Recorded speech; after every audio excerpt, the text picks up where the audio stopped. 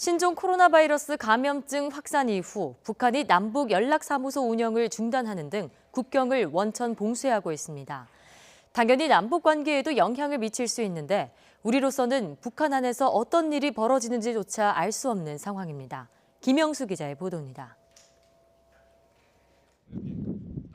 지난달 30일 남북 공동연락사무소 운영이 중단됐습니다. 재작년 9월 문을 연 이후 처음입니다. 신종 코로나 바이러스 유입을 원천 차단하겠다는 북한의 조치입니다. 지난해 10월부터 강하게 밀어붙이던 금강산 관광시설 철거까지 미뤘습니다. 신형 코로나 바이러스 전염 위험을 방지하기 위해 금강산 지구 철거 일정을 당분간 연기하기로 하였다고 알려왔습니다. 지난 2014년 에볼라 바이러스 사태 때도 북한의 원천 봉쇄 조치는 비슷했습니다.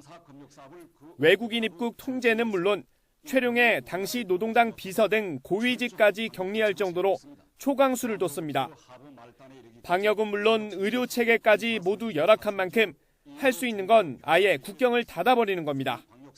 비행장, 항만, 국경 지역을 비롯한 국경 연선들에서 에볼라 비루스를 막기 위한 검역 사업과 물자들에 대한 소독 사업을 강화하고 있습니다. 이러다 보니 우리는 물론 국제사회도 북한 내부 상황 파악이 제한될 수밖에 없습니다. 당연히 우리 정부가 추진하고 싶은 남북 협력에도 영향을 줄 수밖에 없습니다. 전문가들은 남북 관계 경색 국면이 길어져 악영향을 미칠 거라는 주장과 북한의 도발 가능성이 작아지며 남북 관계 회복에 시간을 벌었다는 분석으로 갈립니다. 일단 숨고르기가 들어갔다는 거에는 좀 고무적인 부분이 있죠. 예, 도발도 그렇고 남북 관계도 그렇고.